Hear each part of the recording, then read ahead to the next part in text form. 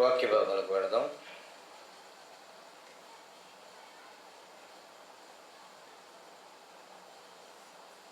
ఆమేన్.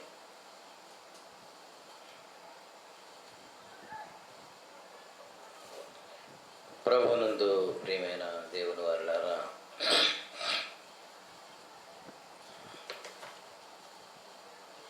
నిన్న కొంత భాగాన్ని మాట్లాడుకున్నాం.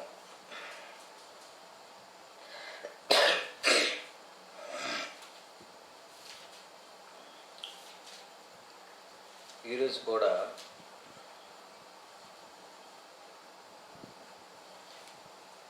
నేనేం మాట్లాడుకున్నాం మీకు గుర్తుందా?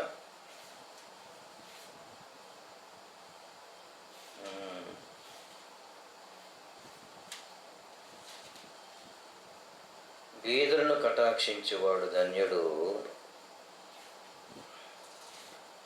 ఆపత్కాలమందు యెహోవా వానిని తప్పించును. ఎలా తప్పిస్తాడో, ఎలా చేస్తాడో అనేకమైనటువంటి వివరాలు నేను తెలుసుకున్నాం.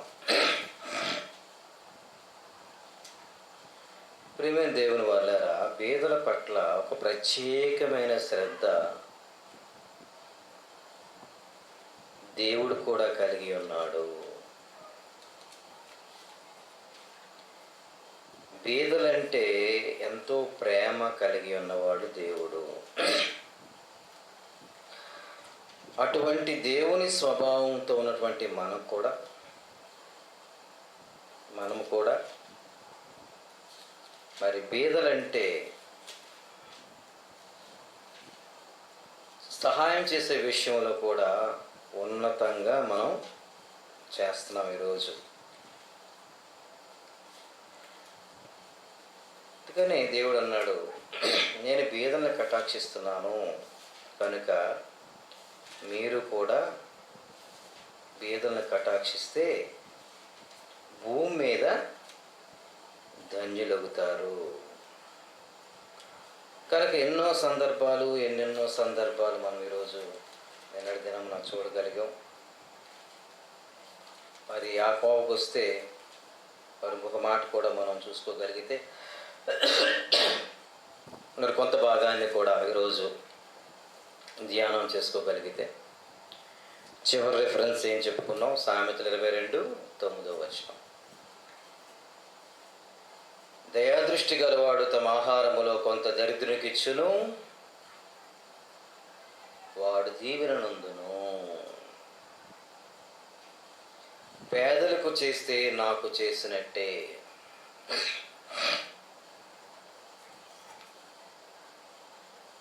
దేవుడుగా నేను మీ దగ్గర ఉన్నప్పుడు నాకు ఏదో చేయాలనే ఆశ, విపరీతమైన ప్రేమ కలిగి ఉంటారు ఈరోజు. మరి ఆ ప్రేమ ఎలా చూపించుకోవాలో, దేవుని రుణం ఎలా తీర్చుకోవాలో దేవుడు మాట్లాడుతూ, మీరు పేదవాడికి వస్త్రం ఇస్తే నాకు వస్త్రం ఇచ్చినట్లే, పేదవాడికి ఆకలి తీరిస్తే మీరు నాకు ఆకలి తీర్చినట్లే, పేదవాడికి మీరు మందులు ఇస్తే నాకు మందులు ఇచ్చినట్టే, పేదవాడిని కనికరిస్తే నాకు కనికరించినట్లే, పేదవాడికి ప్రేమ చూపిస్తే నాకు ప్రేమ చూపించినట్లే అని అనేక సందర్భాలు నిన్న కాలంలో చెప్పుకున్నాం. మరి పేదలకు హాని చేస్తే ఏ విధంగా దేవుడు వారి పక్షాన ఉంటాడో, బలహీనుల మీద ఈరోజు బలవంతుడు విరుచుకు పడుతుంటాడు. బలవంతుడైనటువంటి వాని జోలు ఎవడు కూడా ఈరోజు వెళ్ళడం. వేరొక బలవంతుడిని భయపెట్టడానికి పక్కనే ఉన్న బలహీనుడిని భయపెడతా ఉంటారు. చూడండి, ఒక్కొక్కసారి కొంచెం బలముతో ఉన్నవాడికి పోరాటానికి వెళ్ళరు, బలహీనంగా, అమాయకంగా, నెమ్మదిగా, సాత్వికంగా, దీర్ఘశాంతంగా ఉన్న వాళ్ళ మీద విపరీతమైన ధోరణితో పడి, ఎందుకంటే వీళ్ళు ఏమీ చేయలేరు, చేతకాని వారు అనుకుంటారు.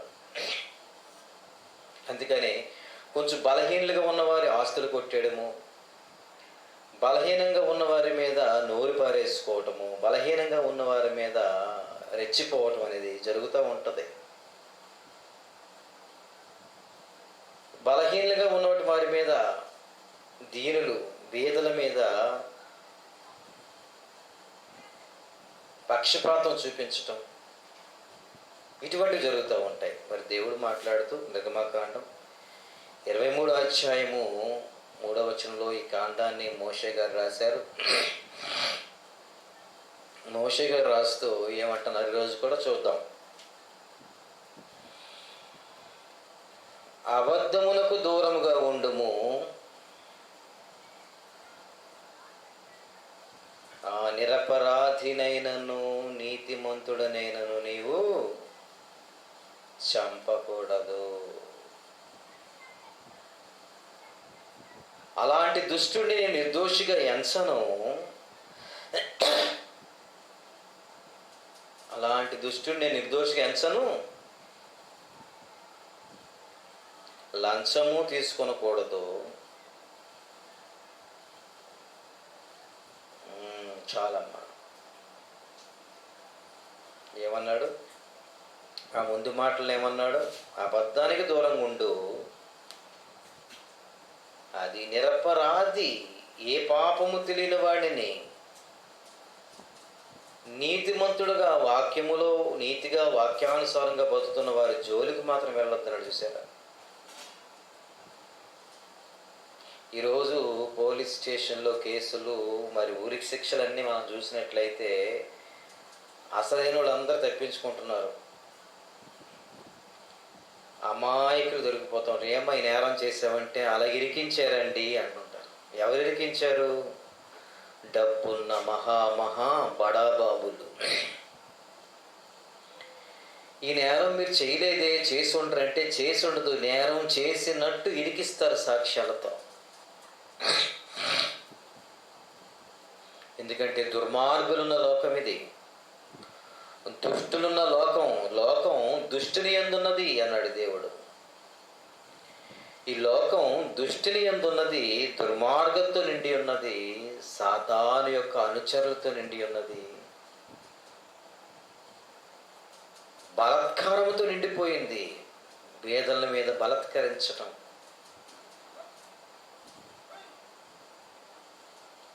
అమాయకుల మీద, నిస్సహాయ స్థితిగా ఉన్నవారి మీద బలాత్కరించటం, దోపిడీ, దోచుకోవటం. ఈరోజు పేపర్లో, టీవీ న్యూస్లో ఎన్ని చూడట్లేదు చెప్పండి ప్రియమైన దేవుని వాళ్ళకు. ఇదిగో సమాజం ఇటువంటి స్థితిలోకి వెళ్ళిపోతున్నప్పుడు, సమాజం పేదల పట్ల ఇటువంటి అన్యాయమైన కార్యములు చేస్తున్నప్పుడు, ఇంత ఘోరాతి ఘోరంగా వెళ్ళిపోతున్నప్పుడు, మరి ఎవరు లేరా మా పక్షాన అని కుమిలిపోతున్నప్పుడు పేదలు, మాకు దండగా ఒకడు లేడు, మాకు అండగా ఒకడు లేడు, డబ్బు బలముతో ఈరోజు రాజకీయంతో అనేక రకాలుగా అన్యాయం పెరిగిపోయింది భూమి మీద.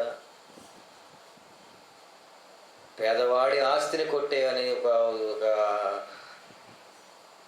ఆస్తిపరుడు చూస్తున్నాడు. వాడికి ఉన్న చాలక పక్కనే ఉన్న పేదవాడు ఆ స్థలము కూడా దొంగలాడాలని చూస్తున్నాడు, దోచుకోవాలని చూస్తున్నాడు. అవసరమైతే బెదిరిస్తాడు, మరీ అవసరమైతే అటువంటి నీతిమంతుల్ని చంపేస్తాడు.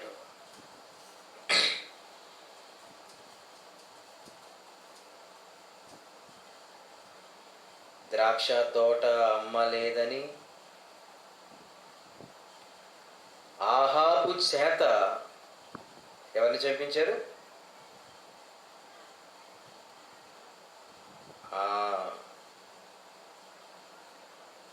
ఎవరి పేరేం పేరు? నాబోతు. నేను అమ్మని ద్రాక్ష తోట అన్నాడు, పేదవాడండి. రాజు పేరేం పేరు? ఆహాబు. ఆహాబు ఏం చేశాడు? నువ్వు ఇవ్వవా, నాకు ఆ తోట నచ్చింది, మర్యాదగా అడిగాడు, ఇవ్వలేదు. ఇంటికెళ్ళి మూడ్చుకొని కూర్చున్నాడు. ఈలోగా భార్య వచ్చింది, నువ్వు రాజువేనా? ఆడివ్వడంటే ఊరుకుంటాడా? ఆడెంత చాలా బలహీనుడు వాడు. ఆఫ్టర్ ద్రాక్ష తోట తప్ప వాడి దగ్గర ఏమీ లేదు. వాడికున్న బలం ఎంత? నీకున్న బలం ఏంటి? నువ్వు రాజువి, దేశానికి పాలించే మంత్రివి, నువ్వు ముఖ్యమంత్రివి, ప్రధానమంత్రివి, నువ్వు రాజువి. వాడు ఇవ్వనని చెప్పి మూతి ముడుచుకొని కూర్చోవడం ఏంటి? లేపేయి. వెళ్ళాడు. ద్రాక్ష తోట ఇవ్వా అన్నాడు. ఇవ్వను. ఇవ్వను. ఇస్తావు? ఇవ్వను, ఇది నాకు కావాలి అన్నాడు. టాప్ అని కత్తి తీశాడు, నరికేశాడు. దేవుడు అన్నాడు, నాబాతు రక్తము ఎక్కడైతే కుక్కలు నాకాయో నీ రక్తం కూడా అక్కడ కుక్కలు నాకుతాయి. అలాగే చచ్చిపోయాడు, అలాగే కుక్కలు నాకాయి. నాబాతు వెనక ఎవడూ లేడు. నాబాతు వెనక బలము లేదు, శక్తి లేదు, బంధుబలము లేదు, జనబలము లేదు, ధనబలము లేదు అనుకున్నాడు యాహాబు రాజు. ఒరే పిచ్చివాడా, నాబాతు వెనక దేవుడున్నాడు, సర్వశక్తిమంతుడున్నాడు, దయగలవాడు ఉన్నాడు, సైన్యములకు అధిపతి ఉన్నాడు, పరాక్రమశాలిగా దేవుడున్నాడు, సైన్యములకు అధిపతిగా దండించేవాడుగా ఉన్నాడు. ఆయన తోడు ఉన్నాడు దేవుడండి. దేవుని సంరక్షణలు ఈరోజు పేదలందరూ ఉన్నారంటే మీరు ఆలోచించండి. దేవుని కన్నులు పేదవాళ్ళ మీద ఉన్నాయి, దేవుని కన్నులు దీనుల మీద ఉన్నది, దేవుని కన్నులు మరి బలహీనుల మీద ఉన్నవి, వారి పక్షాన వాద్యమాడుతున్నవి, వారి పక్షాన దేవుడు ఉన్నాడని చెప్పడానికి వారి జోలికి వెళ్ళొద్దు ప్లీజ్ అని వార్నింగ్ ఇస్తున్నట్టుంది సరి వాక్యాలన్నీ. నువ్వు రెచ్చిపోతుంటావు పేదవాడు కనిపించగానే, ఒక బలహీనుడు కనిపించగానే నీ బలానంతటిని చూపించడానికి ప్రయత్నిస్తావు. పిచ్చివాడా, వెర్రివాడా, పేదవాడంటే, దీనుడంటే, బలహీనుడంటే ఎవరో తెలిసినా బలవంతుడైన దేవుని చేతిలో ఉన్నటువంటి, దేవుని హస్తములో భద్రముగా ఉన్నటువంటి ఒక బలశాలని గుర్తుంచుకో. నువ్వు ఒక బలవంతుడు. ప్రతి పేదవాడు, ప్రతి దీనుడు ఒక బలవంతుడు అని చెప్తున్నాడు దేవుడు. వారి పక్షాన్ని నేను ఉన్నానని చెప్పడానికి ఈరోజు ఈ వాక్యం మనం వింటుంటే ప్రియమైన వారు మనకి ఎంతో ధైర్యంగా ఉంటుంది. ప్రభు మాకెవరూ లేరు, బలహీనులము, మేమేమీ చెయ్యలేము, ఏమీ చెందలేము, తిరుగుబడలేము, మాకు రౌడీ బలము లేదు, ధనబలము లేదు, ఆస్తి బలము లేదు, అంతస్తు బలము లేదు, జనబలము లేదు, బంధుబలము లేదు అనుకోని పేదలుగా ఉన్నవారులారా, దేవుడు మీకు ఈరోజు చెబుతున్న శుభవార్త ఏంటో తెలుసా? నేను మీ పక్షాన ఉన్నాను, నేను మీ పక్షాన ఉన్నాను కనుక వారి జోలికి మీరు వెళ్ళొద్దని వారిని ఇస్తున్నాడు. చూడండి, వారి జోలికి మీరు వెళ్ళొద్దు, వాళ్ళకి చేయవలసింది చెయ్యండి, మీరు తక్కువ చేయొద్దు అంటున్నాడు. అదే నిర్గమకాండం 30:15 చూడండి. అదే 30 నిర్గమకాండం 10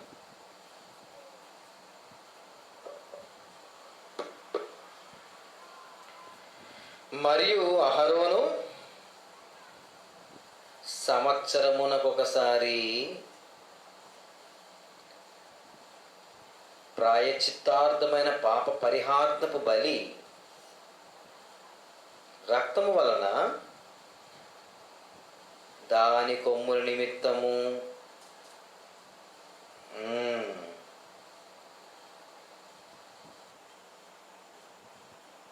ప్రాయశ్చిత్తము చేయవలెను. బీదలకు నుండి చూడండి, యెహోవాకు అర్పణ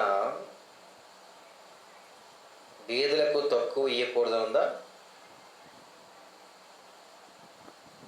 30:15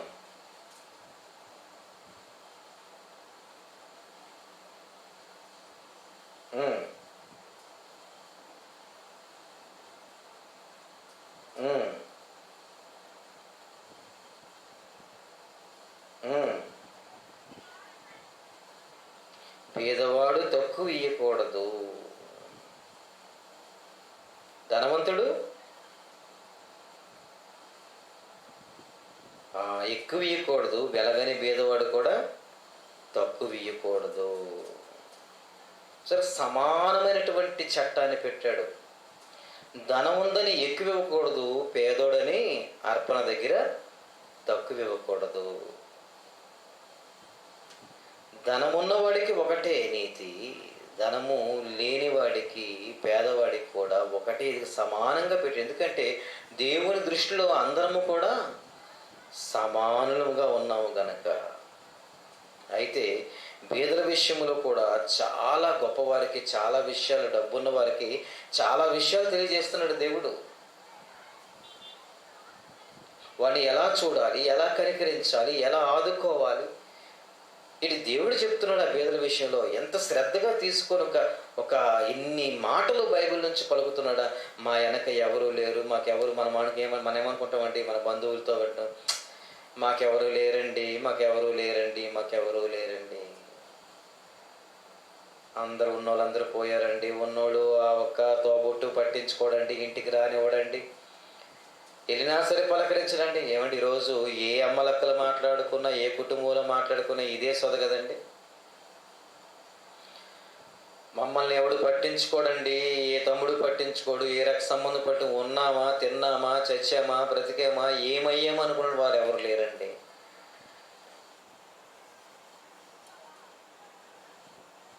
ఒకప్పుడు మా దగ్గర ఉన్నప్పుడు వీళ్ళందరూ వచ్చి పోగులు మందలు వచ్చి తిన్నోళ్లే మా దగ్గర.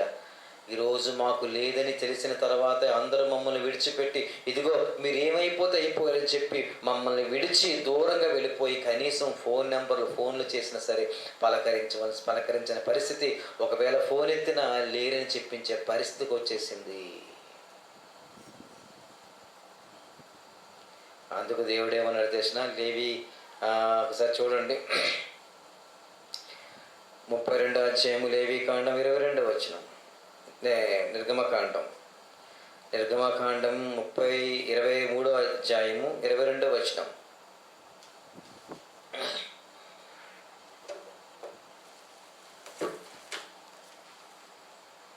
నిర్గమకాండం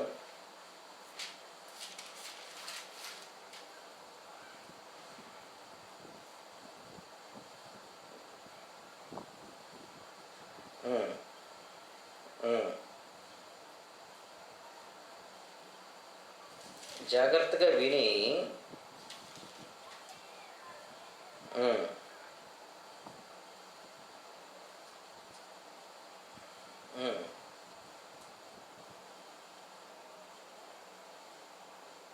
చదవమ్మా.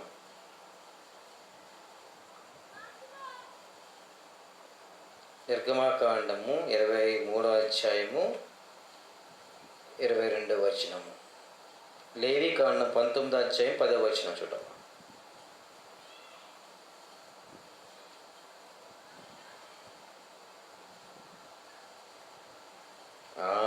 ఇది నీవు నా మాట వింటే, ముందు వచనం ఏమన్నాడు, నీ శత్రువుకి శత్రువుగా ఉంటాను. ఆయన మాటను జాగ్రత్తగా విని నేను చెప్పినది యావత్తు చేసిన ఎడల, నేను చెప్పిన ఆజ్ఞ ప్రకారం మీరు ఉన్నట్లే మీరు పేదవాళ్ళు ఎలాగవుతారమ్మా. నేను చెప్పిన పని చేస్తే మీరు గొప్పవారు కదా. ఉన్న ఎడల మీ శత్రువులకు శత్రువులను, మీ విరోధులకు విరోధిగా ఉంటాను, మీ తోడుగా నేను ఉంటాను. మాకు శత్రువులు ఎక్కువండి, మాకు ఎవరూ లేరండి, ఏ సమయాన్ని ఏ హాని చేస్తారో, ఏ స్థలం దోచుకుంటారో, ఇంటిని దోచుకుంటారో, ఎప్పుడు కబ్జా చేస్తారో భయంగా ఉందనుకుంటున్నావా? నేనున్నాను దేవుడిగా బీదల వెనకాల, దీనులు వెనకాల నేనుంటున్నాను. పేదవారిగా మాకెవరూ లేరండి అని చెప్పి బిక్కులాడుతూ అనుకువగా మరి జడుస్తూ భయపడుతూ ఉన్నారా? లేదమ్మా, విశ్వసించండి, నేను మీ వెనక ఉన్నాను. మనుషులందరికంటే, ప్రపంచంలో ఉన్న ప్రజలందరికంటే, ప్రభుత్వాలన్నిటికంటే దేవుడు అంటున్నాడు, అన్నిటికన్నా గొప్పగా ఉన్నటువంటి దేవుడు, అన్నిటికన్నా గొప్ప శక్తిమంతుడైన దేవుడు, నేను మీతో ఉన్నాను, మీరెందుకు భయపడుతున్నారు, భయపడకండి అని ఎంత భరోసా ఈరోజు పేదవాడి పట్ల దేవుడికి ఉన్న ఆశ, ఆసక్తి, ప్రేమ, అభిమానం చూస్తే ఎంత భరోసా ఇచ్చే మాటలు మాట్లాడుతున్నాడు చూడండి. నేనున్నాను మీకు, నేను పెడతాను మీకు. ఏమీ లేదు, సినిమాలో ఒక డైలాగ్కే చప్పట్లు కొట్టేశారు, నేనున్నాను, నేను విన్నాను అని. దేవుడు అంటున్నాడు, నేను ఉన్నాను, మీ మొర నేను వింటున్నాను. రాజశేఖర్ రెడ్డి గురించి తీస్తున్న సినిమాలో ఒక డైలాగ్ పెట్టారు, నేనున్నాను, నేను విన్నాను, నేనున్నాను. ఇది దేవుడు అంటున్న మాట, నేను మీ ఎడల ఉన్నాను, మీ శత్రువులకి శత్రువుగా ఉంటాను, మీ విరోధులకి విరోధిగా ఉంటాను, మీ పక్షాన నేను ఉంటాను, మీ పక్షాన నేను వాచ్యమాడతాను, మీ పక్షాన నేను పోరాడి మీకు న్యాయం చేయించేవాడిని. నేనుంటుండగా మీకెందుకమ్మా భయము, నేనుంటుండగా మీకెందుకు భయం అన్న కన్న తండ్రి ప్రేమ ఈరోజు కన్న తండ్రి మాటల్లో చూస్తే ప్రతి పేదవాడికి ధైర్యము, ఉత్సాహము, నెమ్మది, బలము వచ్చేటువంటి పరిస్థితి కనిపిస్తుంది. ప్రియమైన వాళ్ళారు, ఇప్పుడు లేవికాండం 19:10 చూశారు ఏమన్నాడు, వాళ్ళ వెనక నేను ఉన్నాను గనక, నువ్వు పండించే పండ్ల తోటల వెనక,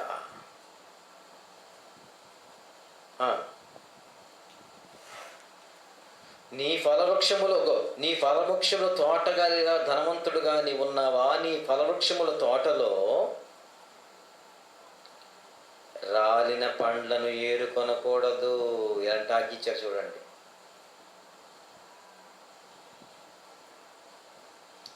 అవి దేనికి వదలాలి, పేదలకును పరదేశులకును వాటిని విడిచిపెట్టాలి. నీ పండ్ల తోటలో సపోటా పండ్ల తోట ఉందా, మామిడి పండ్ల తోట ఉందా, దానిమ్మ పళ్ళ తోట ఉందా, బత్తాయి పళ్ళ తోట ఉందా, రేగు పళ్ళ తోట ఉందా, సీతాఫలం ఉన్నాయి, ఎన్నో ఫలములు ఉన్నాయి కదా. ఈ ఫలములలో చెట్టు నుండి రాలిపోయిన ఏ పండైనా సరే నువ్వు తీసుకోకూడదు యజమానిగా. ఏ పండును నువ్వు ముట్టుకోకూడదు. ఎందుకో తెలుసా, అవి నీది కాదు అని దేవుడు అంటున్నాడు. ఏంటి, బేదల పట్ల, వారు తినే ఆహారం పట్ల, వారు బ్రతికే విధానం పట్ల, వారు ఎలా బ్రతుకుతారో ఎంత చక్కగా ఆలోచిస్తున్నాడు చూడండి దేవుడు.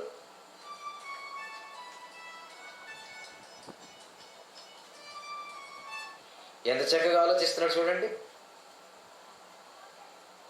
ఇదిగో ధనవంతుడుగా నీకు పళ్ళ తోటలు ఉన్నాయా, పళ్ళ వృక్షాలు ఉన్నాయా, ఏవేవో పెద్ద పెద్ద తోటలు, మరి పళ్ళ వృక్షాలతో ఉన్నటువంటి ఉన్నాయా. అయితే ఇదిగో యజమానులారా, మీరు చేయవలసిన పని ఏంటో తెలిసిన, మీ పండ్లు పండేటప్పుడు చెట్లు తీసుకోండి తప్ప రాలిపోయినవి వదిలే మీరు తీసుకోకూడదు, ముట్టకూడదు. ఎందుకో తెలిసిన, అవి ఎవరికి చెప్తున్నాడు? అవి చదవమ్మా. అవి పేదలకును, ఎవరికన్నాడు ముందు, అవి పేదలకు వదిలేయాలి, ఇంకా పరదేశులకు వదిలేయాలి. మనం వదులుతామా? పొరపాటున మన చెట్టు కాయ పాపం పక్కింటోడు పెరట్లో రాలిపోయి తినేసాడు అనుకోండి, గోడ అవతలకి వెళ్ళి, అమ్మో ఎంత గొడవ పెట్టేస్తావో. రాత్రి నిద్రపోం, పలు కాయ, పెద్ద కాయ, ముష్టిదాయ తినేసింది.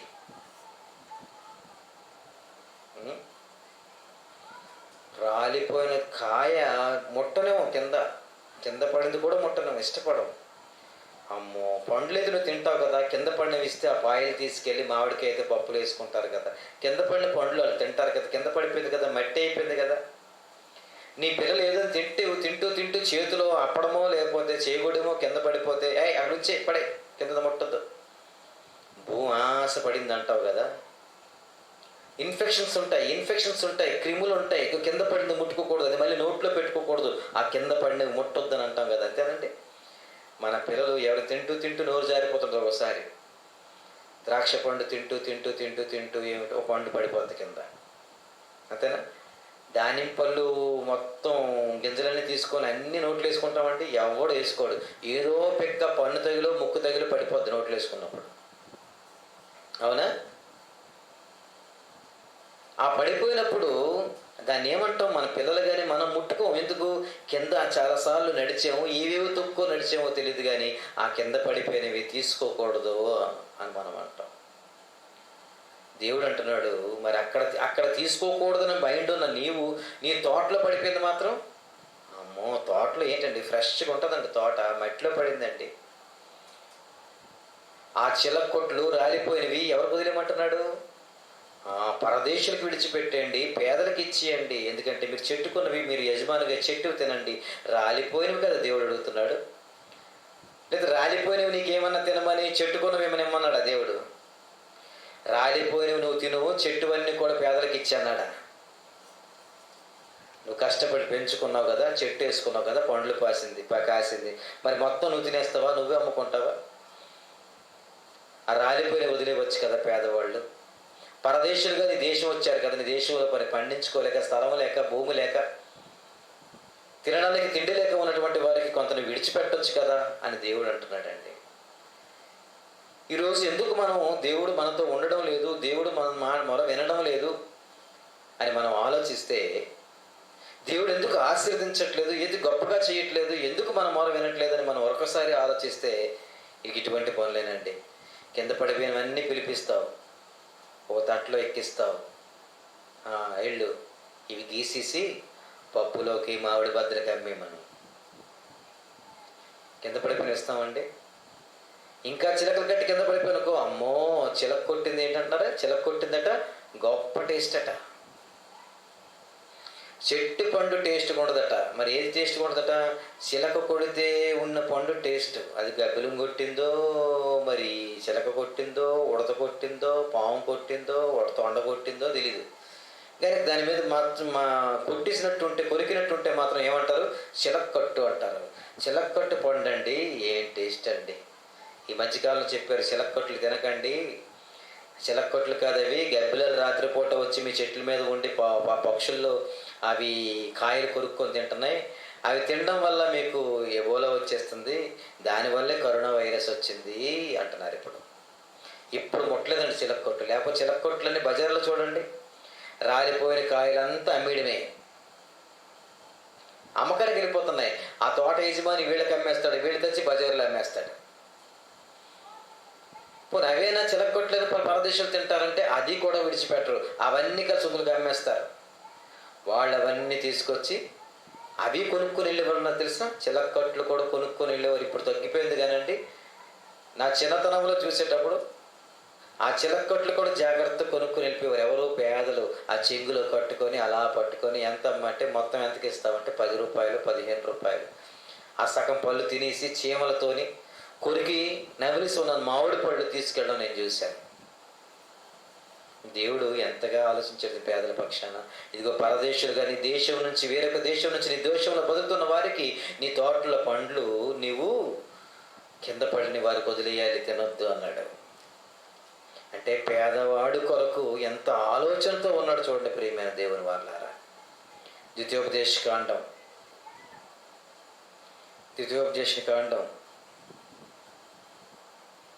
15వ అధ్యాయము 5వ వచనం. ద్వితీయోపదేశ కాండం. కావున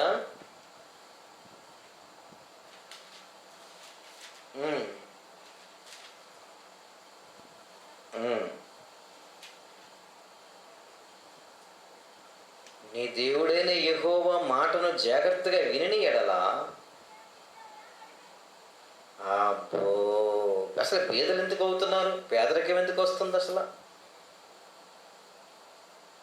నా మాటలు అనుసరించి జాగ్రత్తగా నా వాక్యాన్ని మీరు వింటేట దేశములో పేదలనేవారు ఉండనే ఉండరు. అంటే ఈరోజు పేదరికంలోకి వచ్చామంటే కారణం ఏంటంటే ఎక్కడో దేవుని మాట వినడం మానేసామన్నమాట.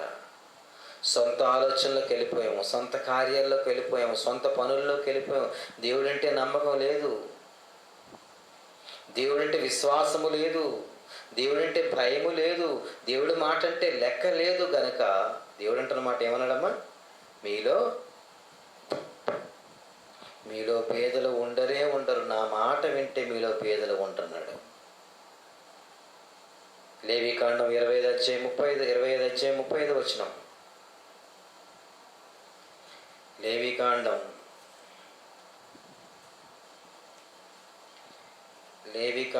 25 వచనం. పరవాసి అయినను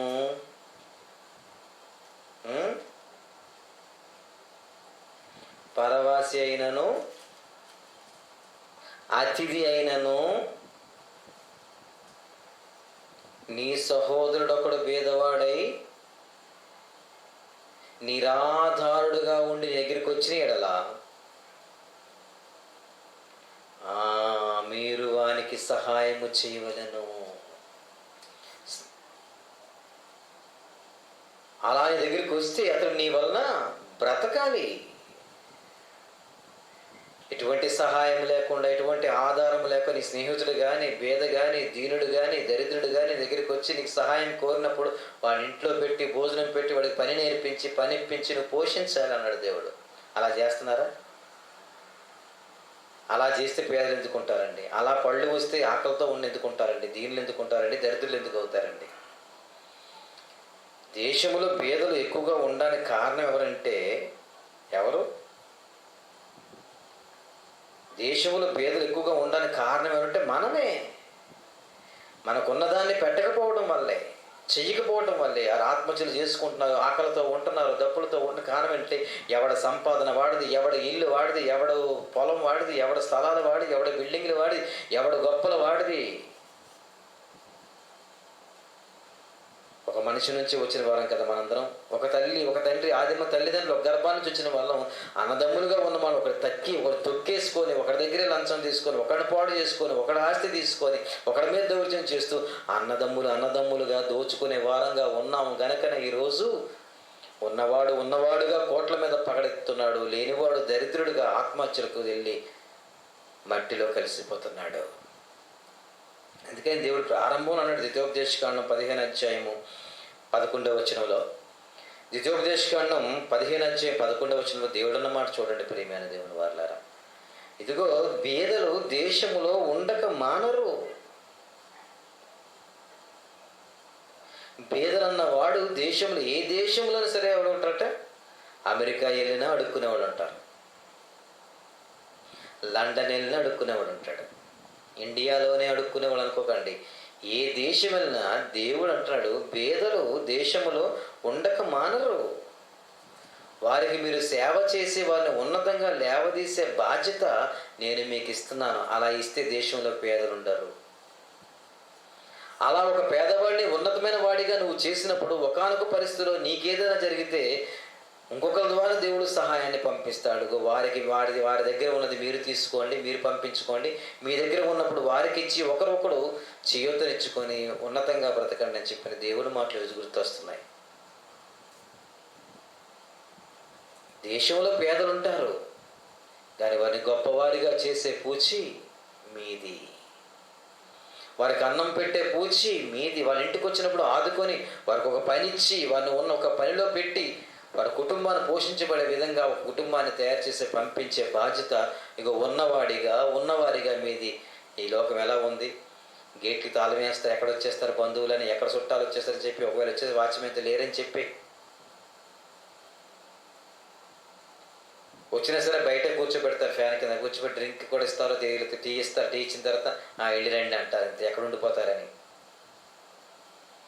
అంతే కదండి. పూర్వం వెళితే బంధువుల ఇంటికి వెళితే కనీసం మినిమం 5 రోజులు లేకుండా వచ్చేవాళ్ళం కాదండి, అవునా కాదా? చిన్నతనంలో మామయ్యల ఇంటికి, అత్తల ఇంటికి, పెదనాన్నల ఇంటికి, చిన్నాన్నల ఇంటికి వెళితే మినిమం 5 days వాళ్ళతో గడిపి అభిమానాలు, ఆప్యాయతలు అలా ఉండేవి. ఇప్పుడు డ్యూటీలో పడ్డాయి కదా, మీరు వస్తారు, మేము ఉండం, మేము లేనప్పుడు మీరు ఇట్లా ఏం చేస్తారు, కనుక మీరు రావద్దు. వచ్చినా ఇదిగోండి డ్యూటీ నుంచి సాయంత్రం వస్తాం, సాయంత్రం కల్లా రండి, ఆ రాత్రి ఉండండి, తర్వాత మేము డ్యూటీకి వెళ్ళినప్పుడు మీరు కూడా మూలు పట్టుకుని ఇంటికి వెళ్ళిపోండి. అంతే కదండి. మరి ప్రేమలు ఎలా ఉంటాయండి? ఆప్యాయతలు ఎలా ఉంటాయండి? దేవుడు అంటున్నాడు, నీ బంధువుల విషయంలోనే కాదు, నీ స్నేహితుల విషయంలోనే కాదు, నీ సొంత వారి విషయంలోనే కాదు, ఎవరు వచ్చినా సరే వాళ్ళకి ఆతిథ్యం ఇవ్వండి, వారిని చేర్చుకోండి, వారి మీద ఉండనివ్వండి. ఒక పొజిషన్ వచ్చినంత వరకు వారు మీ దగ్గర పెట్టుకొని, ఒక జీవనోపాధి కలిగినంత వరకు, వాళ్ళ కాళ్ళ మీద వాళ్ళు నిల్చున్నంత వరకు వాళ్ళ వెనక మీరు ఉండి నడిపించి అప్పుడు మీరు వాడిని విడిచిపెట్టండి అన్నాడు.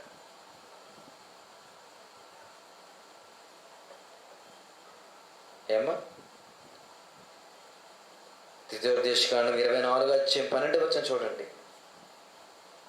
ద్వితీయోపదేశకాండం 24:12. ఆ మనుష్యుడు భేదవాడైన ఎడల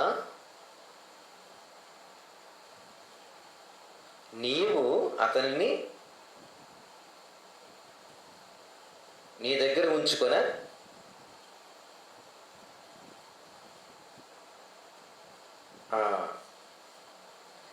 అతన్ని నువ్వు తాకట్టు పెట్టుకొని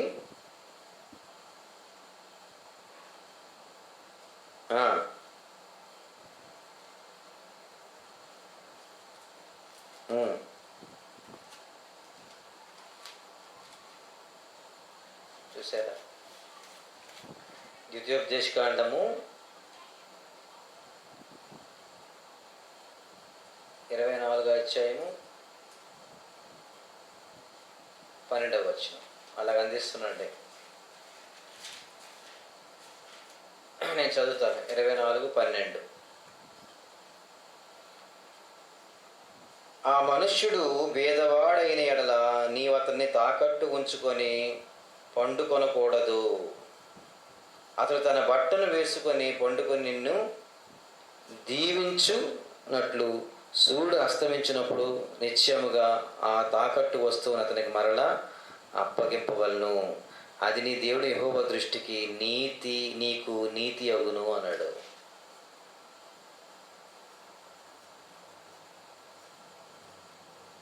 తాకట్టు పెట్టుకోవడం ఏంటంటే తాకట్టు పెట్టుకోవడం అంటే ఏంటి? అర్థమైంది మీకు? ఇదిగో నువ్వు నాకు డబ్బులు ఇవ్వాలి, ఆ డబ్బు అప్పు ఎలాగా తీర్చలేవు, నీకు ఇచ్చినటువంటి డబ్బులు అప్పు ఎలాగా తీర్చలేవు కనుక నీవు ఇక్కడ ఏం చేయాలి? నౌకరి చేయాలి, అంటే తాకట్టు. నౌకరి చేసి ఒక 15,000 20,000 బాకీ అనుకోండి, వాడి జీతం నెలకి 1,000 రూపాయలు అనుకోండి. అలా 15,000 తీరినంత వరకు వాడు నౌకరితనం చేయాలి. వాడు ఆవులు మేపాలి, వాడి పొలానికి వెళ్ళాలి, వాడి కళ్ళానికి వెళ్ళాలి, ఊరు పూడాలి, ఇంట్లో గిన్నెలు తోమాలి, కుడితి పెట్టాలి, నీళ్లు మొయ్యాలి. దేవుడు ఏమన్నాడు? అలా చేయకూడదు. నీవు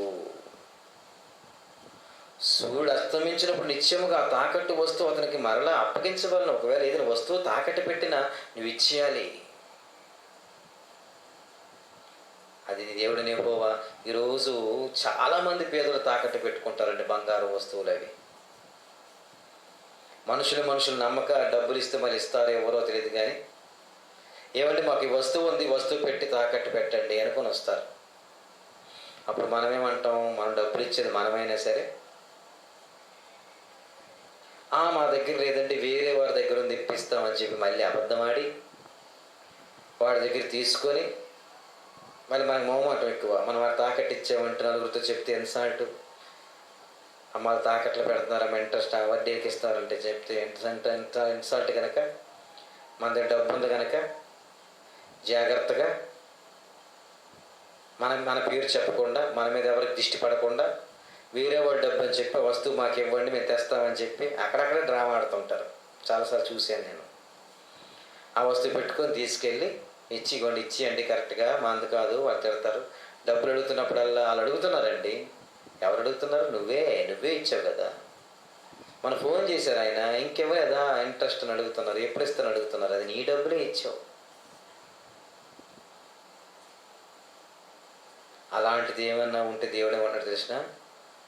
తాకట్టు పెట్టిన వస్తువు పెట్టుకున్నావు కానీ సూర్యాస్తమం ఇచ్చేయది, తర్వాత ఉన్నప్పుడు ఇస్తాడు, కానీ ఇచ్చేసే ఉంచుకోవద్దు.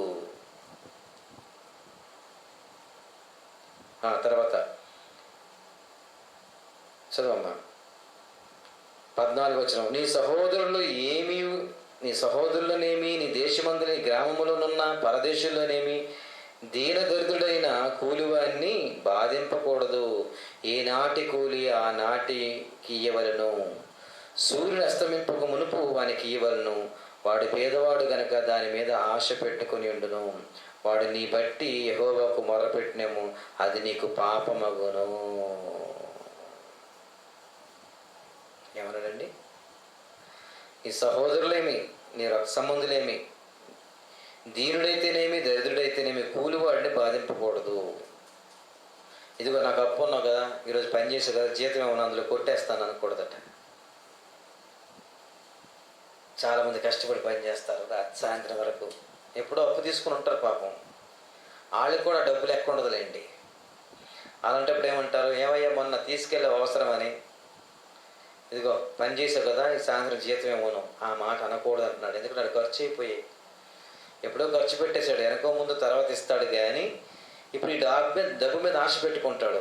కింద రాశాడు చూడండి, ఏమనుకుంటాడట, ఏ నాటి కూలి ఆ నాటికి కూలివాని పదం, ఏ నాటి కూలి ఆ నాటికి ఇవ్వలను. సూర్యుడు అస్తమింపక మునుపు వానికి ఇవ్వలను. వాడు పేదవాడు గనక దాని మీద ఆశ పెట్టుకొని ఉండును. వాడు నిన్ను బట్టి యెహోవాకు మొరపెట్టిన, వారికి ఇవ్వకపోతే వాడు దేవుడికి మొరపెడతాడు. ఏడు ప్రభా వస్తే బాగున్ను, చేద్దాం అనుకున్నాను, ఇవి కొందాం అనుకున్నాను, అవి కొనుక్కుందాం అనుకున్నాను, అది పాత బాకీ కింద కొట్టేశారు అని చెప్పి మొరపెడతాడట. అలా మొరపెడతాట ఆ మొర నీకేమైపోతుంది, పాపమైపోతుంది అన్నాడు. చూసారా?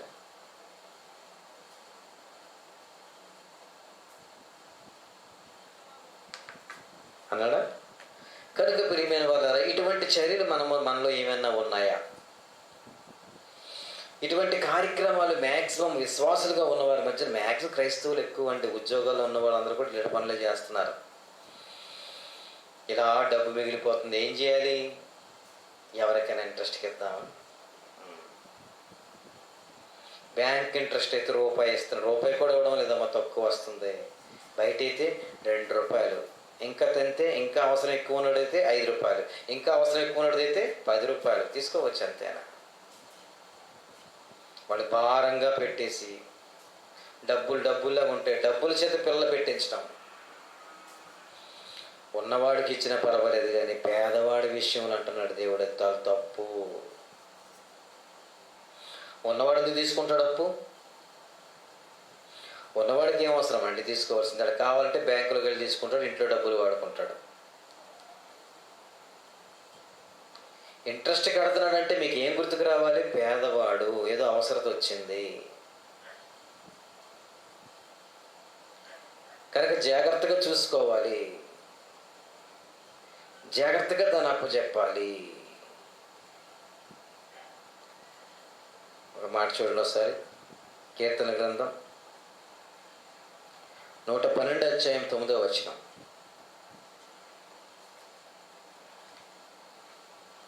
కీర్తన గ్రంథం 112, వింటున్నారు అందరూ? 112:9.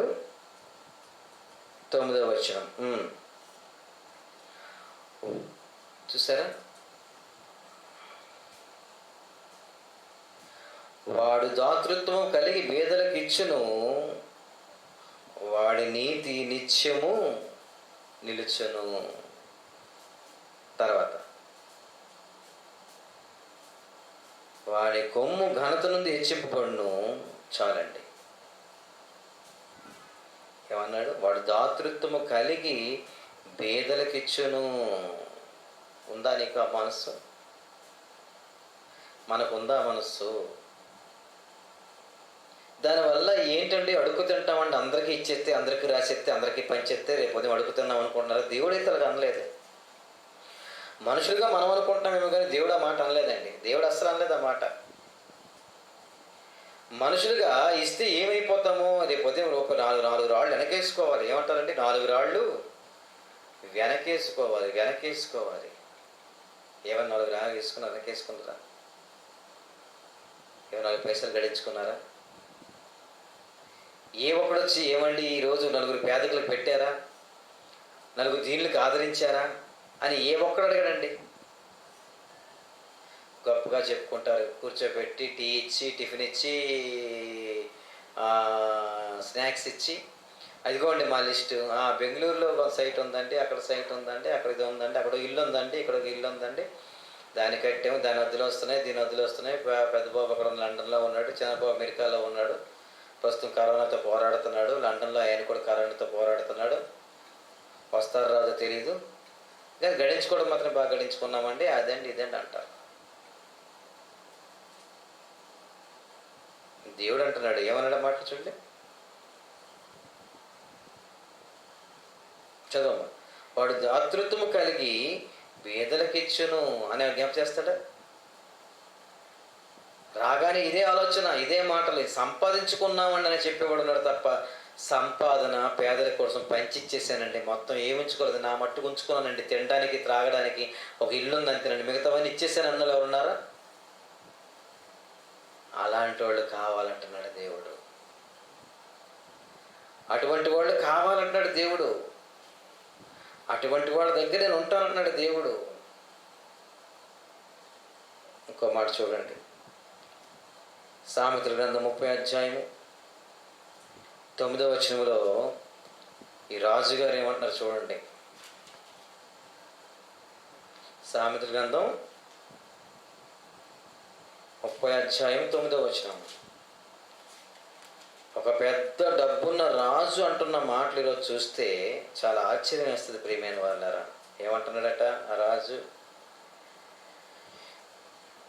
ముందు వచ్చిన మేలు చదువు, ఇంకా మేలు చదువు. 8వ నేను చనిపోక ముందు వాటిని నాకు అనుగ్రహింపము.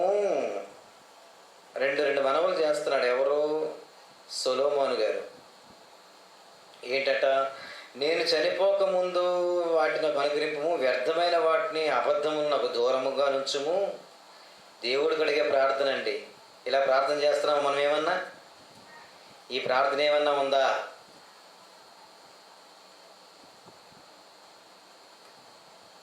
పేదరికమైనను ఐశ్వర్యమైనను నాకు ఇవ్వద్దు. మనం ఎంత ఇచ్చినా పర్లేదు, దాచేసుకుంటాం, ఇచ్చే అంటాం. పేదరికం మాత్రం ఇవ్వకు సుమా. నీకు నమ్ముకుంటుంది ఎందుకో తెలిసినా, గొప్పగా ఉంటాం, గొప్పగా దీవిస్తామని, గొప్ప ఆస్తి పరులు చేస్తామని నమ్ముకుంటున్నాం. పేదరికం ఇవ్వద్దు. కానీ సొలొమోను రాజు అంటున్నాడు ఏంటి తెలిసిన? పేదరికమైనను ఐశ్వర్యమైనను నాకు దయచేయకము, నాకు ఇవ్వద్దు. తగినంత ఆహారము నాకు అనుగ్రహించుము. ఒకవేళ నాకు ఎక్కువ ఇచ్చేవనుకో నేనేమంటాను తెలిసిన? ఎలాంటి మనస్తత్వం తెలిసిన నాది? హృదయము అన్నిటికంటే మోసకరమైనది. బాగా ఉందనుకోండి, దానంత తుల్లిపాటు ఇంకెవరికి ఉండదు.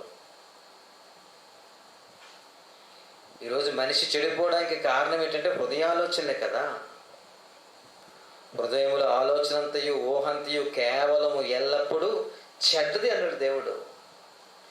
నరుని హృదయములో ఆలోచన ఊహ కేవలము చెడ్డది.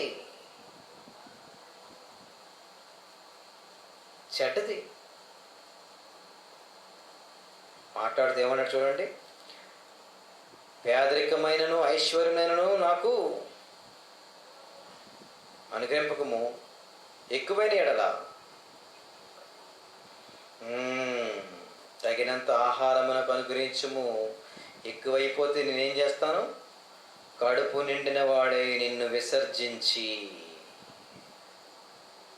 ఏమండి, ఏదైనా సమస్య వచ్చి ఆకలేస్తే కదా దేవుడి వైపు చూస్తాం. కడుపు నిండి శుభ్రంగా సమృద్ధిగా ఉందనుకోండి, దేవుడు మాటే ఉండదు. దేవుడా ఈ రోజుకి వచ్చింది, రేపు ఎలా బతుకుతాం దేవుడా, రేపు ఎలా బతుకుతాం దేవుడా అని దేవుడికి మాటి జ్ఞాపకం. ఎవరు ఎక్కువ దేవుడిని జ్ఞాపకం చేసుకుంది ఎవరు చెప్పండి? ఒక రోజులో దేవుడిని ఎక్కువ జ్ఞాపకం చేసుకుంది ఎవరు? పేదోడే జ్ఞాపకం చేసుకుంటాడు. అందుకనే ఎక్కువైపోతే నేను మర్చిపోతానేమో, నీ పేరు మర్చిపోతానేమో, డబ్బు ఎక్కువైపోయి వ్యసనాల్లోకి వెళ్ళిపోతానేమో, దుర్వ్యసనాల్లోకి వెళ్ళిపోతానేమో. కనుక నాకు ఎక్కువ ఇవ్వద్దు ప్రభు అంటున్నాడు. అలా అని పేదరికం ఇవ్వద్దు ప్రభు. నా కింద మాట చదువమ్మా. లేక భేదనై దొంగిలి నా దేవుని నామమును దూషించదునేమో. ఇంకా అధికంగా పేదరికం వచ్చిందనుకోండి ఏం చేస్తారు? అధికంగా పేదరికం వచ్చిందనుకోండి ఏం చేస్తారు? దొంగతనాలు బయలుదేరతారు. ఈ మధ్యన ఇటలీలో మరి కరోనా వచ్చిన కారణంగా చాలామంది షాపింగ్ మాల్లో పడి దొంగతనాలకు వెళ్ళిపోయారు. ఎందుకు? ఆకలి, షాపులు లేవు, కొట్టులు లేవు. ఇదే కంటిన్యూ అయితే మన దేశంలో అదే జరుగుతుంది. అధిక పేదరికం ఎంత భయంకరమో అధిక ధనమున్నా అంతే భయంకరం. కనుక మధ్యస్థితి, మధ్య రకం కుటుంబాలుగా ఉండడం చాలా మేలు అంటున్నాడు దేవుడు. అసలు ఇష్టపడతాం మనం? మాకు పేదరికం వద్దు ప్రభా, మధ్య రకం అసలు వద్దు, మాకేం కావాలి? ఉన్నతంగా కావాలి. ఉన్నతమైన ఆస్తి, ఆకాశ వాకిని లిప్పి కుమ్మరించే విస్తారమైన ధనము, బంగారము, డబ్బు అన్నీ ఇచ్చే దేవుడా అని అడుగుతాం. అంతేనా ఏమ్మా? సామెతల గ్రంథం, యెషయా గ్రంథం 58వ అధ్యాయం 7వ వచనం. యెషయా గ్రంథం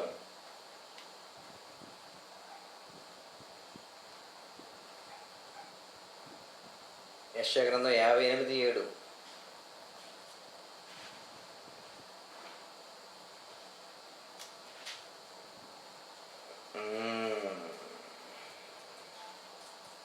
ఏమన్నాడు? మీ ఆహారము ఆకలి గొన్ని వారికి పెట్టండి. ఒకవేళ రక్త సంబంధి పేదవాడైతే ముఖం తిప్పొద్దు. ఏమండి? ఈరోజు రక్త సంబంధులు అందరూ కూడా ఒక కుటుంబంలో 5గురు ఉంటే 5గురు ఎవడొకడు పేదవాడు ఉంటాడు. ఒకడు కాదు, 2-3 ఉంటారు. అందరికన్నా గొప్పవాడు ఒకడు ఉంటాడు. అంతేనా? 5గురు గొప్పగా ఉండే పరిస్థితి ఉండదు. ఎవరినో ఒకరిని దేవుడు పేదరికం స్థితిలో పెడతాడు. ఎందుకు తెలిసిన? నీ రక్త సంబంధుల్లో పేదరికం ఎందుకు పెట్టాను తెలుసా? నిన్ను పరీక్షించడానికే. నువ్వు వాడికి పెడతావా లేదని.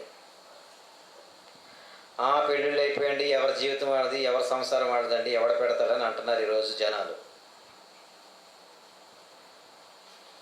10 మంది కుటుంబ సభ్యులు, 10 మంది పిల్లల్లో, సంతానంలో ఎవరినో 2-3 పేదోళ్ళు పెడతాడు. ఆడవాళ్ళలో ఒకరిని, 2 లేకపోతే మగవాళ్ళు 2-3 పెడతాడు. మరి కొందరికి విస్తారంగా ఇస్తాడు. వీడు ఏం చేస్తాడు తెలిసిన? పేదవాడైన అన్నని, పేదవాడైన అక్కని, పేదవాడైన చెల్లిని చూడరు. బిల్డప్ కోసం ఎవరెవరికో పనికిమాలిన వాళ్ళందరికీ పెడతా ఉంటారు. దేనికి? బిల్డప్ కావాలి. తీరమొస్తే ఉండవు. ఈ బిల్డప్ కొట్టే వాళ్ళ దగ్గర ఎక్కువ కాలం ఆస్తి ఉండదండి బాబు. అరే, నా అన్నదమ్ముడు కష్టపడి పని చేసుకుంటున్నాడు, కూలి చేస్తున్నాడు, ఆ ప్రాంతం ఈ ప్రాంతం తిరుగుతున్నాడు, ఎండనక వాననక. అలా తిరిగితే నాకు ఎంత అవమానము. ఇదిగో విస్తారంగా దేవుడు ఇచ్చాడు, పట్టెడు అన్నం ఒక నెలసరికి పెడతాను నేను. ఏమైపోయింది? ఎంతకాలం భూమి మీద జీవించేస్తాం? ఎంతకాలం భూమి మీద ఉండిపోతాము? ఈ జీవితం ఏ పాటిది అని ఆలోచన ఉంటుందండి. ఆడు బతుకుతాడు అంటే తప్పు. అది క్రైస్తవుల మనస్తత్వం కాదు, దేవుని మనస్తత్వం కాదు, యేసుక్రీస్తు మనస్తత్వం అస్సలు కాదు అది. అందుకని నీ రక్త సంబంధికి, నీ పేదల్ని విడిచిపెట్టొద్దు అన్నాడు. అలానే రక్త సంబంధులు, అమ్మో, ముందు వాళ్ళు జాగ్రత్తగా చూసుకో. వాడు అడుక్కుంటే నువ్వు అడుక్కుని, నీకు ఎంత ఉన్నా నువ్వు అడుక్కున్నట్టే. ఒరే, వీడికి బోల్డ్ అంత ఉందరా ఆస్తి, బోల్డ్ అంత పోషన్ ఉన్నాడు, కార్లు బిల్డింగ్లు ఉన్నారా, వీడి తమ్ముడు చూస్తే రోడ్డు మీద అడుక్కుంటున్నాడు రా, చిన్న కాయగూరల దుకాణం వేసుకొని ఇంటింటికి అమ్ముకుంటున్నాడు అంటే ఎంత సిగ్గుచేటండి.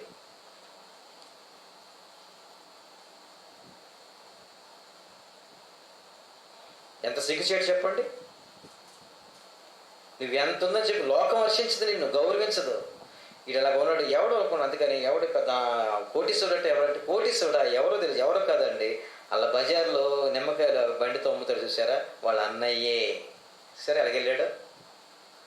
నువ్వేదో ఆకాశం నుంచి ఊడబొడిసి వచ్చినట్టు ఫీల్ అయిపోదు, గొప్పగా చెప్తావేమో అనుకుంటున్నావు. నువ్వు ఎవడో కాదండి, ఆయన ఎవడో తెలుసా? అదిగో ఆ నిమ్మకాయలు అమ్ముకున్న పేదవాడి ఒక అన్నయ్య, సొంతని అదేం బతుకండి, అంతేనండి లోకం. సొంత రక్త సంబంధమే, మరి ఏంటి ఆయన పోషణ అంతే. సొంత చెల్లి మరి ఏంటి ఇలాగా రోడ్డు మీద బజ్జీలు అమ్ముకుంటుంది, ఆవిడ చూస్తే కారులో తిరుగుతుందంటే ఇద్దరు అక్క చెల్లి అంతే. ముందు రక్త సంబంధులు గౌరవించడం నేర్చుకో, వారి ఆకలి తీర్చడం నేర్చుకో, వాళ్ళకి భోజనం పెట్టడం నేర్చుకో,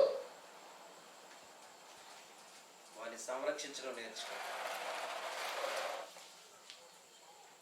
అప్పుడే దేవుడు నేను ఉన్నతంగా